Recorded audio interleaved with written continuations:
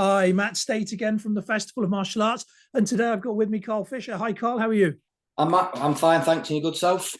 I'm great, buddy. I'm great. So thanks for coming on today and having a chat. Now, the No, my first thing pleasure. that we great. So the first thing that we do is I basically ask if you can give us a bit of an overview about what it is that you do, a little bit of history, just for the people that may not have heard of you. Yep, no problem. I'm a lifelong martial artist.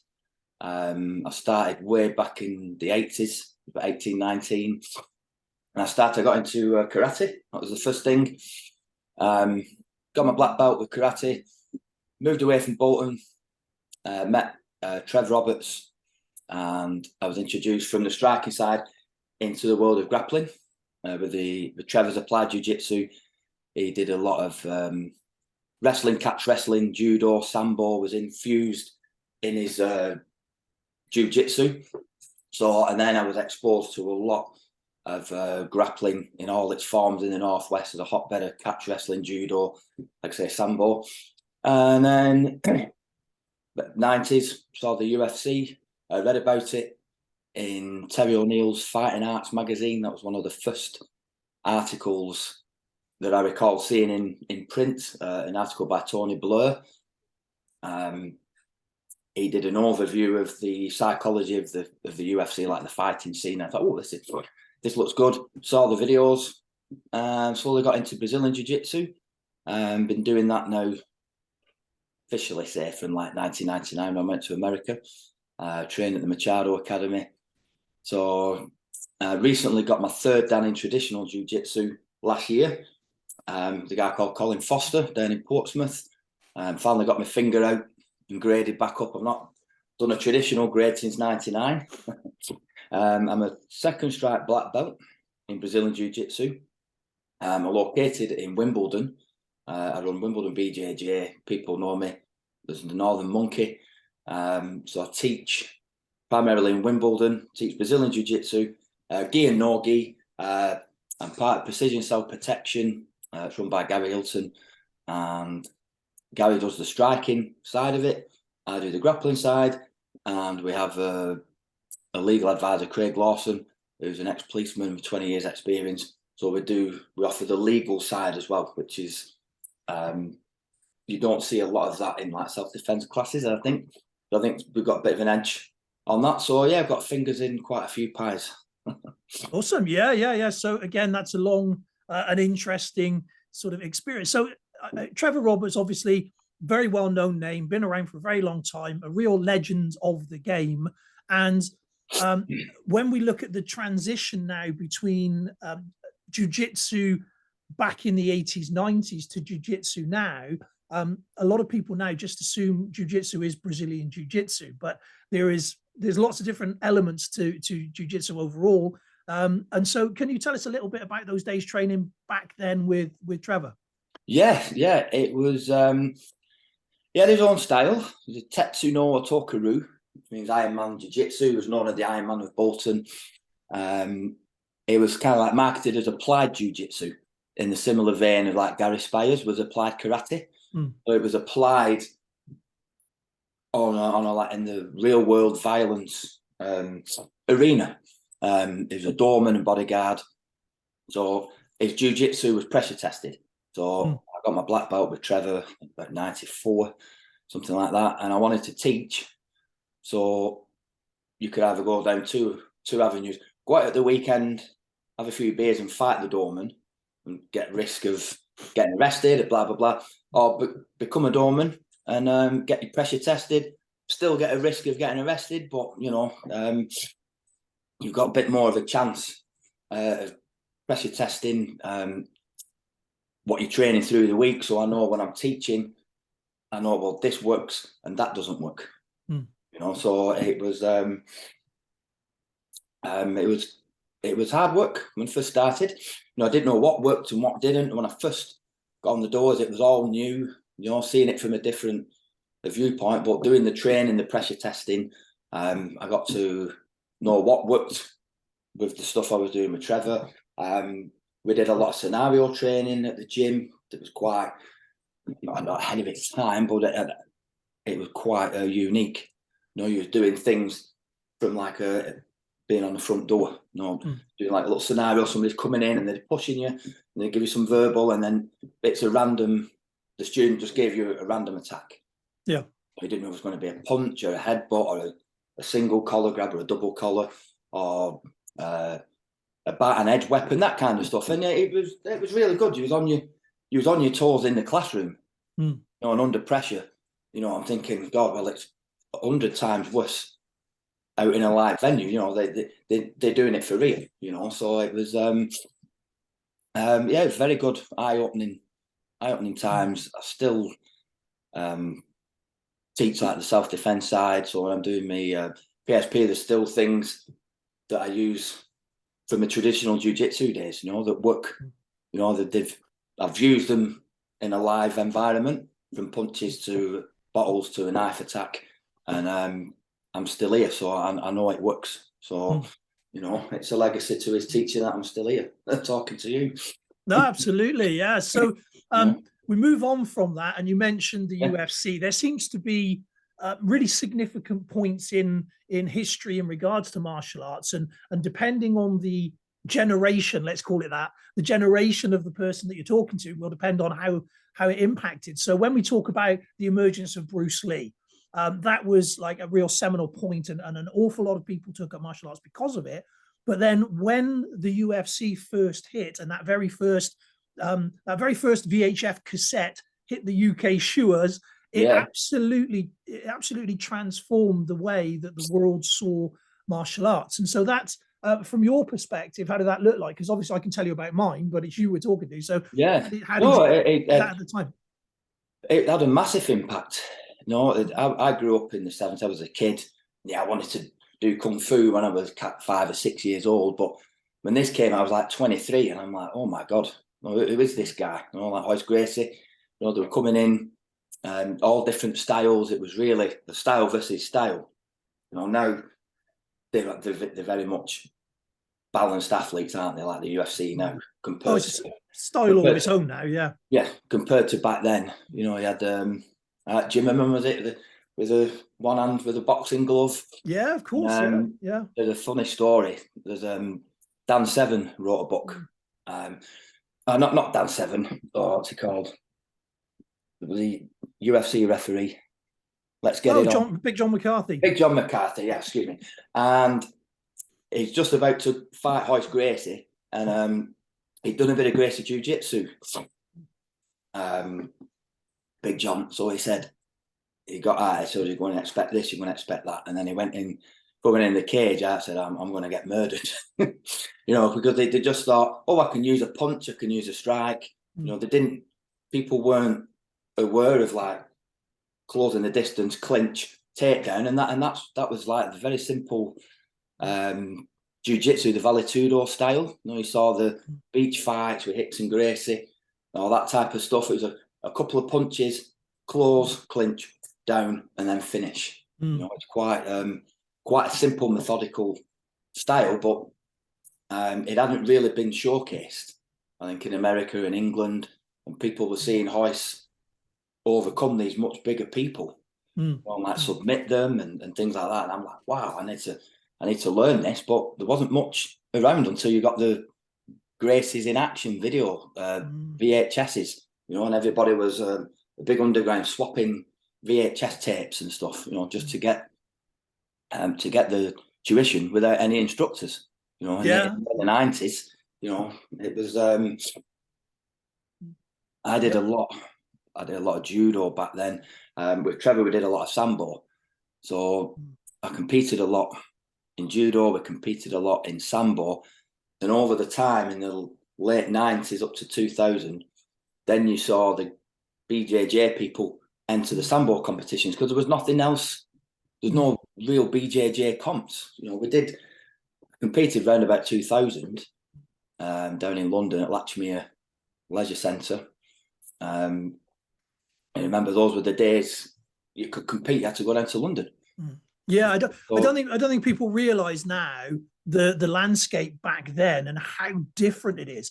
I'm going to get back onto that in a moment, because there is a part of that I'd like to ask your opinion on. But Just because you mentioned it and you were talking about the boxer with the one glove on. Now, for those that recall, he took the fight and he turned up and he had one glove on and he was ridiculed massively. But again, in the memoirs of that, I think it was actually in John McCarthy's book, he states that he took the glove off because he knew he was going to get submitted and he wanted to make sure that the referee could see the tap, which is why he took the glove off, which is fascinating when you look at that, because you're like, crikey, you know, it's, again, moment in time.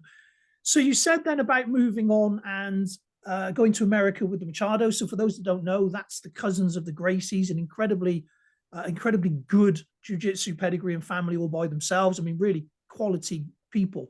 So you went over to America. Yeah. And how was that experience? When I got there, it was Labor Day weekend, so everything was closed. I stayed at Surf City Hostel in Hermosa Beach in Los Angeles, very famous place. And that's where I was told all the BJJ people that vacation that stay there. But obviously, because it's bank holiday, they'd all gone up to San Francisco. So I'm just sat in the hostel. I'm on my own, and the gym, I think on the Friday or something, the gym wouldn't be open until Tuesday. So I'm just sat there on this bench on the beach. I'm thinking, what the hell are you doing? Led you from Bolton to do 28, and you're 8,000 miles. You're on the other side of the world to do jiu-jitsu, and I can't. The gym isn't open, and I thought, oh my God, what have I got? What have I done here? You know. So I was thinking, am I going to stick it out? I've got like a real like wobble, and then the guys came back from the trip up to San Francisco. Yeah, you're doing BJJ. We'll take you to the academy in the morning. No worries, we'll get up. And it's a short. Got myself a little like BMX kind of bike. So it's about 15 minutes cycle to the gym, and then I walked in and I'd met John Machado a few months before in England. He did a seminar in Hull, and it was John that said, "Come over, come and train." And then he said, Carlfordshire, Englishman. Then everybody's high-fiving me, and I'm like, wow. And then that was it. No turning back. Danny Santo was a brown belt back then. He used to train in the morning classes. They train in the senior, like brown and black belt. So we'd just sit and watch. You know, and then, so how did you find that then? Obviously, coming with the knowledge that you already had and having done a lot of martial arts previously, did you like theoretically have to wipe the slate clean, or was it? Oh yeah, it's a funny story. My students love it. Yes, I had a very steep learning curve, shall we say? Went on the first session. I didn't have a BJJ gi because you didn't have them in England, and all I had was my sambo jackets. Because I've been doing a lot of sambo and traditional. My traditional gi was quite thick, so I left that home. So I went on with. I've just got my second dan in traditional jiu-jitsu, and I walked on the mats, Brazilian jiu-jitsu class, with a sambo jacket and a 2-stripe black belt. Okay, I'm only a white belt. I've got wrestling boots on. I'm shaking hands with everybody and totally oblivious. Like all the legit Brazilian black belts are like, who's this guy? Is he coming to do like a dojo storm, or is he mentally unbalanced? And that, I didn't know anything proper about the belt system and stuff. Went on and trained, and we did specifics and sparring, and got my ass handed to me on a plate, got smashed up and down, and went on with John and Hegan, and John Jack Machado was there. Went back to class the next day, bought myself a bad boy gi and a white belt, and that was it. Back on with the white belt, and I was just known as the crazy Englishman. You know, they all the Brazilians, they wanted to really like do a number on me. They thought I was disrespecting the gym, and then obviously John explained to the Brazilians in Portuguese, and then they're all like best friends. Yeah, a bit of an attitude adjustment then, really. Yes, absolutely. But it was all innocent for me. Like they're all laughing afterwards and saying, "Oh man, you crazy English guys, you know. And I was like, well, I just didn't know. That was it. White belt on, boom, just started learning again.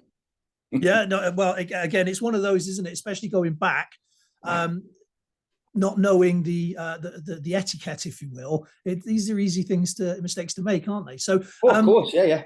So bringing us up to modern times, and I wanted to sort of talk about this because at the moment there's quite a bit of a debate going on in regards to BJJ and its evolution as to whether it's become this essentially a sport, and whether it's losing its sort of self-defense application, if you will. And and you've got various members of the Gracie family on opposing sides of the fence on this. And so again, I'm interested in your take. Yeah. You've got the Gracie Jiu-Jitsu. That's more, I would say, that's a self-defense element. I think they do. It's more self-defense focused syllabus. I think you can't roll until blue belt or something like that. But the modern what you say, Brazilian Jiu-Jitsu, that is sport Jiu-Jitsu.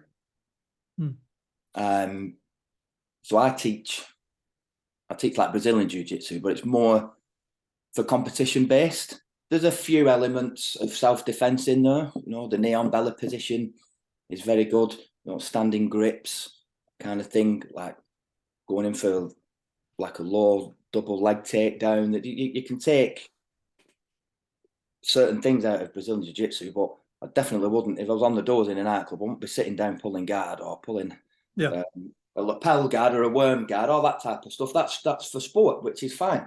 You know, if you want to do Brazilian Jiu-Jitsu, my students, they compete a lot and stuff, but I don't advertise it as a self-defense class because it's not. It's sport Jiu-Jitsu. I teach like the precision self-protection, so that's the self-defense, so that's separate. Like the two different aspects.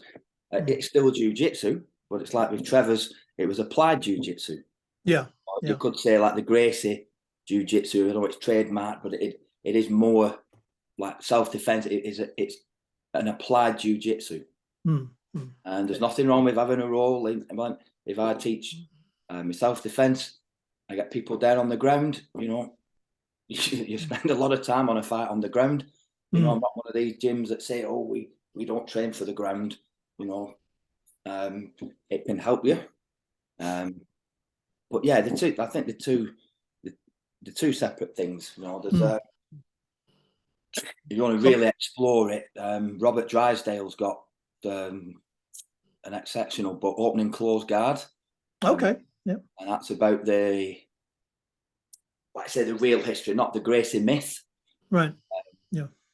It's not anti-Gracie. People think, oh, he's bashing it. He's not. He's interviewed a lot of Gracies in the book. He's made a film about it, and he's gone interviewing a lot of red belts and people from the Fadder lineage and the Sar lineage of BJJ and people that I'd not heard of. It's really interesting. And he's got a new book that's coming out in a few days, which explores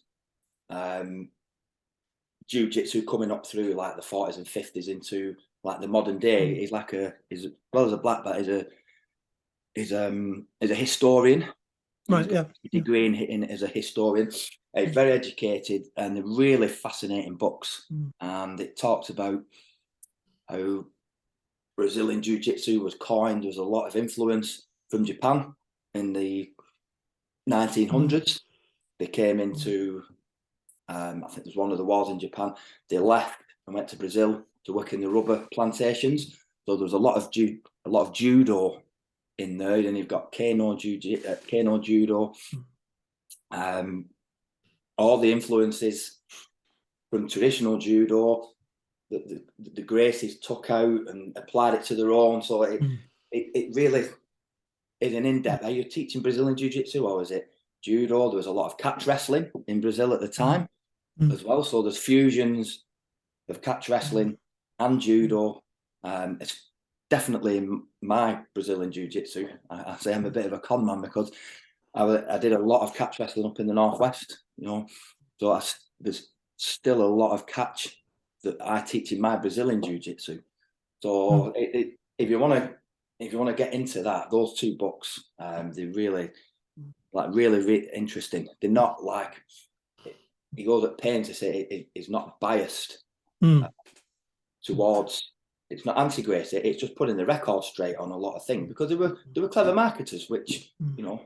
Oh yeah, and again, I agree. I've read into this a lot just out of curiosity for myself, and they were exceptionally good at marketing. They're exceptionally good business people, and they were also pretty damn ruthless. So it's an interesting journey to see how they've done with that. So one of the other things that I hear these days quite a lot as well, and bear in mind, I'm somebody speaking from the outside in. So, I mean, I play with Brazilian Jiu-Jitsu. I dabble with it. I'm not very good at it. I'm too bloody old to start now. So, I'm always going to be one of these people that's on the periphery and just enjoys messing with it, right? So my knowledge is exactly that. It's somebody on the outside looking in. But one of the things that I hear from people that do a lot of jiu-jitsu is they talk about the way that it's evolved into the modern age. And one of the things they say, and I wonder if you agree with this, is that your black belt of 10, 15 years ago would be pretty much at a good blue belt standard today if it was relative, because of the expansion of the system and how it's evolved. Would you agree with that? Yeah, I pretty much agree with it. It was quite raw maybe back 10, 15 years ago in the UK, but now in the UK, you know, Brazilian Jiu-Jitsu, there's a club pretty much in every town. There's legitimate, there's like UK black belts. I think the first UK black belts were around 2005. I'm pretty sure I was there at Roger Gracies gym. So obviously there's 18 years of UK black belts. At the time when I started, 99, you had to go to, like, Mauricio Gomez was teaching in Birmingham or London. So pretty much those were the two places to go at the start, you know, like the late 90s, early 2000s, and you'd have a few seminars up in the Northwest, and it was really it's quite the underground art. You thought, you was like, wow, you're in a fight club kind of thing, you know. But now it's everywhere. There's massive schools up and down the country. Obviously, London, big clubs, but you've got them all over. You know, you've got them in Cornwall, you know, down at the bottom of the country, all the way up to Scotland, and all in between. You know? I think it's that accessibility, isn't it? And that applies across the martial arts, including, you know, written knowledge, video knowledge, films, books. It's just the accessibility of it now that just wasn't there going back, you know, like sort of 80s and things. You didn't see it. Now every single hero on the TV has got some martial capability and some skill set. So it's just embedded now, isn't it? So so that brings us now on to then what it is that you're looking to be doing at the festival itself. Do you have a plan in mind, or is it a bit more open? I'm open. Like I say, I've got my fingers in a few pies. I'm happy to teach gi and no gi. I'm happy to teach sport jiu-jitsu with a gi, applied jiu-jitsu in the gi, some no gi jiu-jitsu, which would be a mix. I can showcase a lot of like catch wrestling, something like a little bit different. But yeah, I'm happy. I'm going to bring gi and no gi. So, okay, Can I have a chat with you guys as the slots? I'm happy to teach all disciplines, like I say, gi, no gi, sport jiu-jitsu and applied jiu-jitsu. So great. Well, the idea is for the festival itself is for people to just get involved, do things they wouldn't normally do, have a lot of fun with it, and hopefully get some bolt-ons to add to what they already know. So again, one of the great divides, if you will, are the stand-up and the ground, isn't it? You know, the grapplers, they really don't like getting punched, and the stand-up guys really don't like getting ragged around and thrown on their ass. And so it's great, I think, for both to experience some of the other. And it's something that, as an add-on, it's a really important thing, you know, and great to play with. So hopefully what's going to happen is lots of people that wouldn't normally necessarily be on the ground or do ground kind of stuff will get involved and have a good play with it. So and I remember your set that you did at Kaizen the last time. And that was actually great fun and really accessible for people as an introduction, as a way into it. So, so looking forward to seeing you there and looking forward to seeing what you do with it. So just before we wrap up then, if people want to reach out to you before the festival, how can they find you? Let's see, just social media. I'm on Instagram at BJJ Wimbledon. I'm on Facebook with Carl Fisher. My website's wimbledonbjj.com. Okay, I'll stick that in the description down below. Yep. And so, Carl, thank you very much for coming in today and having a chat. And we really look forward to seeing you at the festival. Yeah, no, my pleasure. Thanks for letting me speak. Really enjoyed it. Oh, my pleasure. Look Cheers, forward mate. to Bye. see you all in June. All right, take care, buddy.